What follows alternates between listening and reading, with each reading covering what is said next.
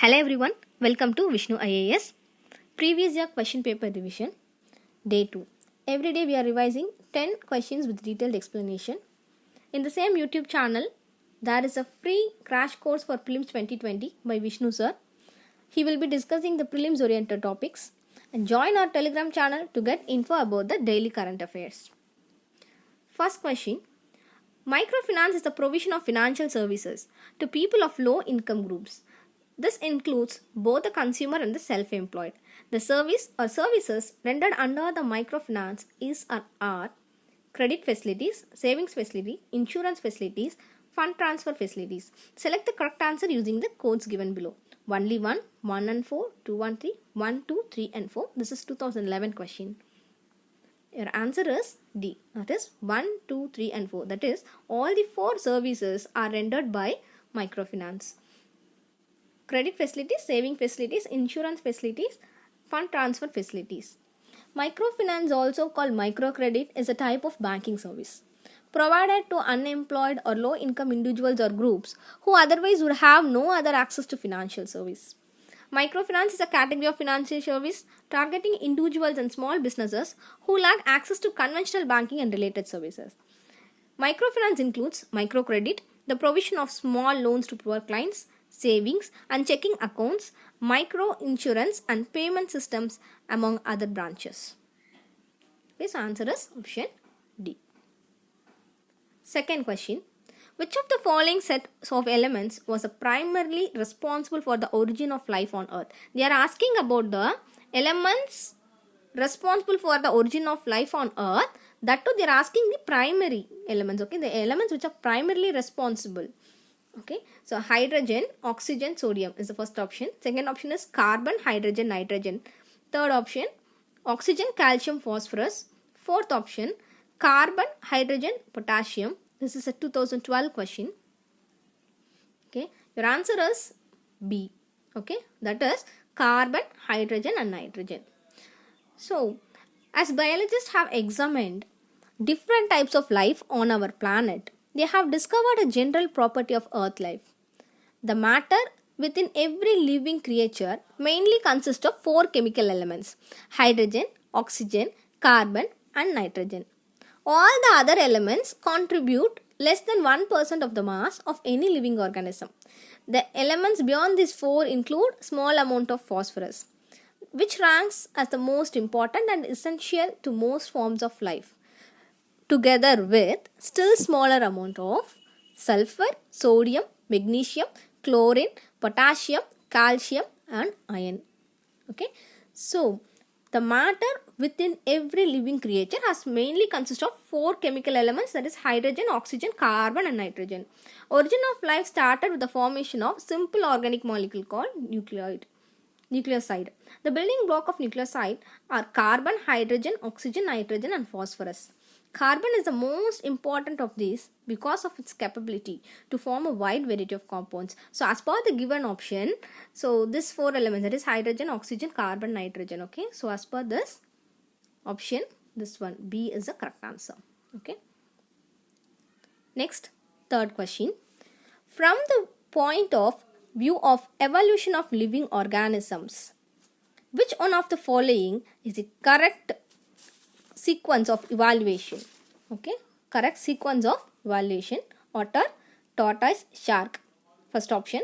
Second one is shark, tortoise, otter. Okay, then tortoise, shark, otter and tortoise. This is a 2010 question. Okay, you have to arrange it. That is a on the view of evaluation of living organisms, you have to arrange this. Okay, so you know shark, you know what is tortoise. This otter is nothing, it is an carnivorous mammal. Okay, so this is the picture of otter I have given you, provided you with that also. So from this picture, the second picture, you can find, okay, the sequence of evaluation, how it happened. Okay, so the correct sequence of evaluation is option B, that is shark, tortoise and otter. Okay, so the correct sequence is shark. Shark is a fish variety. Tortoise is an amphibian. Otter is a mammal. Okay. Evaluation of sharks can be traced to the Silurian period about 450 million years ago. So shark's evaluation is 450 million years ago.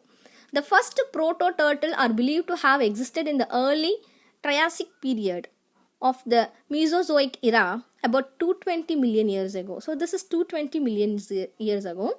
And the sea otter is a relatively newcomer to a marine existence approximately 5 million years ago.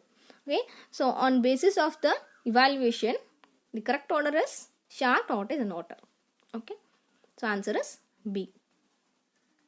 Next, fourth question.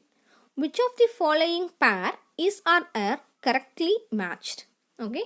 Spacecraft and its purpose. So they have given Cassini-Huygens, it orbiting the Venus and transmitting data to the Earth. So they are asking, they're telling this Cassini is orbiting Venus. Okay. You have to keep this in mind. And Messenger, it is mapping and investigating the Mercury. Okay.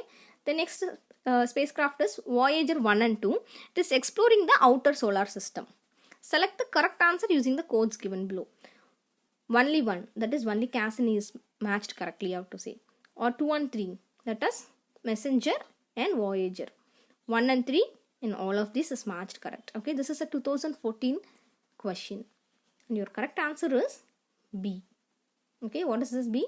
2 and 3. That is Messenger is mapping and investing Mercury is correct. Voyager is exploring the outer solar system. That is also correct. Okay, so that what is wrong is Cassini is wrong. Okay, Cassini-Huygens, it's an unmanned spacecraft.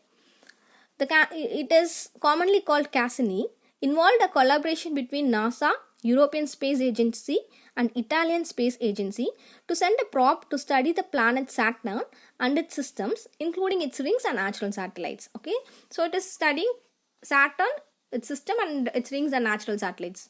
Since arriving there in 2004, also observing Jupiter and heliosphere, launched on 15th October 1997. The Cassini space probe was deliberately disposed of via controlled fall into Saturn's atmosphere on September 15, 2017, ending its nearly 2-decade-long mission. Okay, so it is launched on 15th October 1997 and it is disposed on September 15, 2017, where it studied the planet Saturn and its system, including its rings and natural satellites. Okay, so this picture, first picture given here is the picture of Cassini.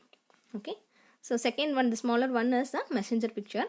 The Messenger is actually, it is a robotic NASA spacecraft. It orbited the planet Mercury between 2011 and 15, studying Mercury's chemical composition, geology and magnetic field.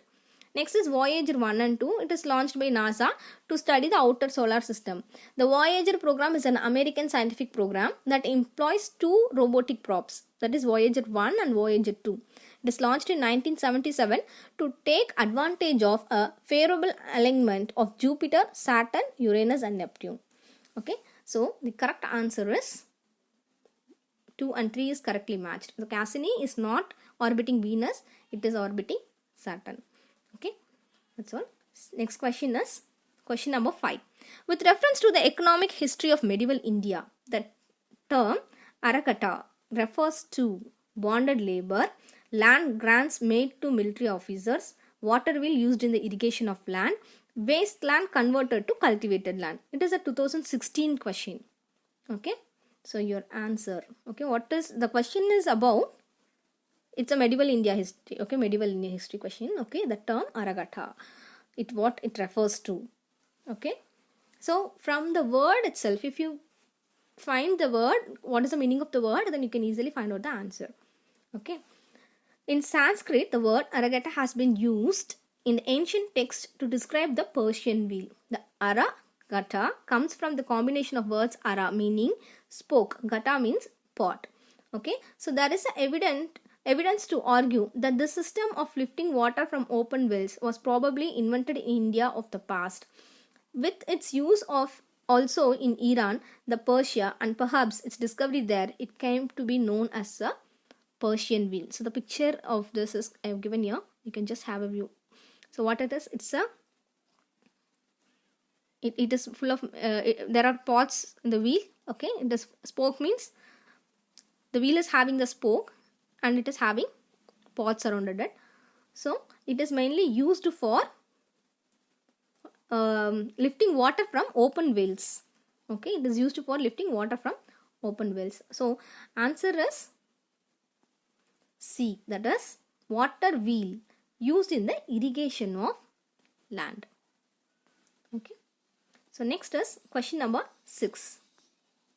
Who among the following organized a march on the Tanjore coast to break the salt law in April 1930? Options are V.O. Chidambaram Pillai, C. Rajagopalachari, K. Kamraj, D. Annie Besant. This is a 2015 question. Okay, and your answer is B. B is C. Rajagopalachari. Okay, he is the one who organized the march on Tanjore coast to break the salt law in April 1930. C. Rajagopalachari organized a march on the Tanjore coast to break the salt law in April 1930. A march on the Tanjore coast was also known as the Vedaranyam March. The march that had a point of 150 volunteers, most of whom belonged to Indian National Congress. It began at Tiruchirappalli in 1930 and proceeded for regarding 150 miles towards the east before culminating at Vedaranyam, a little coastal city with the then Tanjore district. By assembling salt directly from the ocean, the marchers stone break the salt law. This picture is during the march. Okay, C. Rajagopalachari, he organized the march on Tanjore.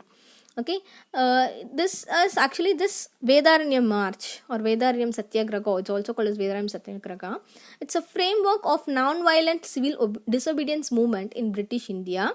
It modeled on the lines of Dandi March, which was led by Mahatma Gandhi on the western coast of India the month before. It was organized to protest the salt tax imposed by the British Raj in the colonial India. So here in Tanjore, this was led by, okay, this march was organized by C. Rajagopalachari, okay, where 150 volunteers took place. Mainly most people belong to Indian National Congress in that, and it started from Tiruchirappalli on 13 April 1930, and they took nearly for 240 kilometers towards east, okay, and they stopped at Vedaranyam, a small coastal town in the Tanjore district. By collecting salt directly from the sea, the marchers broke the salt law. As a part of the march, Rajagopalachari created awareness among the people by highlighting the importance of khadis as well as the social issues like caste discrimination. He also highlighted about the caste discrimination also. So the campaign came to an end on 28 April 1930.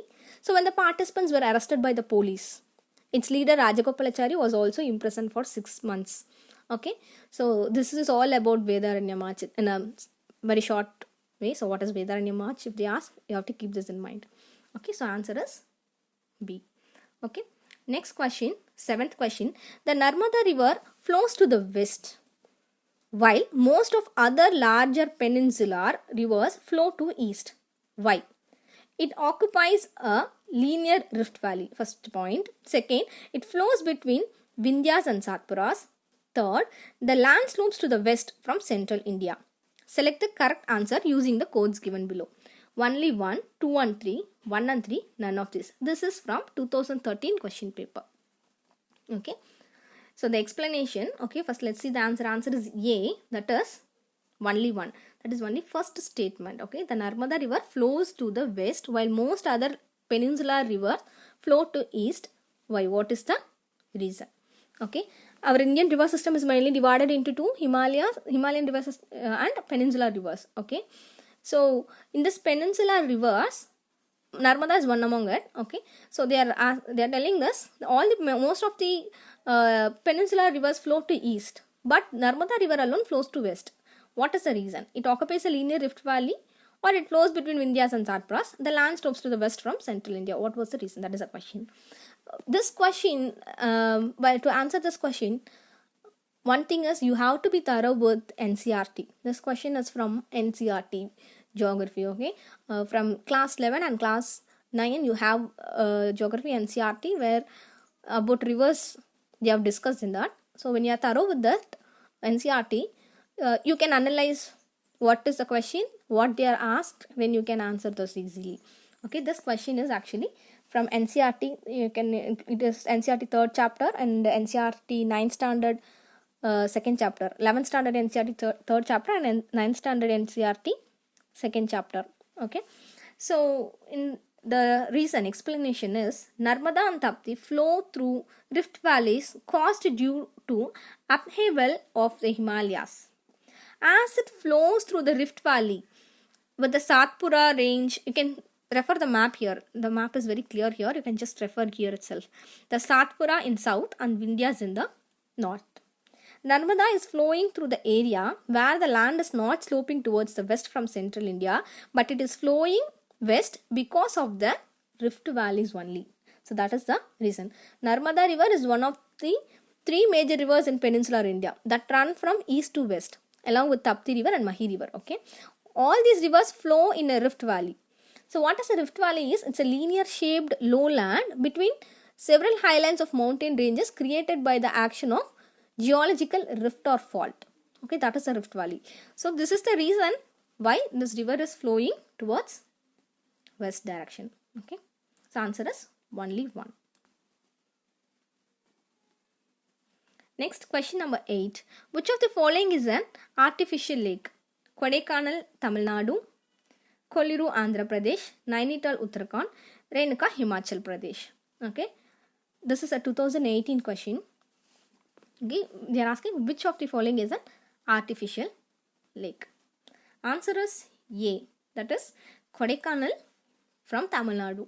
Most people will not guess this correct because this one is very famous one. So most people might have got it wrong. But you have to be thorough when you are studying about some lake or something. You have to get more information about the lake. Okay, so this Kodaikanal lake in Tamil Nadu is an artificial lake. Kodaikanal lake, or known as Kodai Lake, is a man-made lake located in the Kodaikanal city in Dindigul district in Tamil Nadu, India. Sir Henry Levins played an effective role in creation of the lake in 1863. The lake has temperate to thick growth of macrophytes of all varieties. I've given you picture of this lake also. Okay, this one is an artificial lake. Okay, so over the years, a boat club, boat house, boat service, okay, that is with rowing boats and paddling boats and public ferry, okay, they are provided for the public and tourists, has become fully functional, and it is of aesthetic significance for tourism. Boast pigeon and flower shows are a regular feature in the summer season, which attracts many tourists to this spot. So Kodaikanal is one of the famous spot in Tamil Nadu. Okay, so if you have a chance to visit here, have a visit over here. Okay, we'll go to question number 9. Which among the following is the largest committee of the Parliament? The Commission on Public Accounts, the Committee on Estimates, the Committee on Public Undertakings, the Committee on Petitions. It is a 2014 question. Okay, so which among the following is the largest committee of the Parliament? They are asking which is the largest committee of the Parliament. Okay, so for this, answer is B, that is the Committee on Estimates. Okay, so explanation is Committee on Public Accounts have 22 members. That is, in this 22 members, 15 members are elected by Lok Sabha and 7 members are from Rajya Sabha are associated with it. The speaker is empowered to appoint the chairman of the committee from among its member. From among the member, one will be the chairman. Okay, the speaker is empowered to appoint this chairman, and term of this committee is 1 year only. Next is Committee on Estimates. In this 30 members are there. So this is the maximum number. Okay, so all these 30 members, all from Lok Sabha, who are elected by Lok Sabha every year from among its members according to the principle of proportional representation by means of single transferable vote. Okay, so these 30 members have been elected. Next is Committee on Public Undertakings, 22 members. Committee of Public Undertakings is 22 members. So in that 15 are elected by Lok Sabha and 7 by Rajya Sabha. from amongst their members according to the principle of proportional representation by means of single transferable vote, and term of this committee is also 1 year. Next is Committee on Petitions. Here total member is 15, nominated by the Speaker. A minister is not nominated to this committee. Function of this committee is to consider and report on petitions presented to the House. Okay, so that's all. So answer is B, the Committee on Estimates, which have 30 members, is the correct answer. Next is, this one is a direct question. The Global Competitiveness Report is published by the International Monetary Fund, United Nations Conference on Trade and Development, World Economic Forum, World Bank. This is a 2019 question, and this one is a direct question. Okay, who gives the, that is, who is publishing the Global Competitiveness Report? Okay, and your answer is C, that is World Economic Forum. So in this, the Global Competitiveness Report is an yearly report published by the World Economic Forum.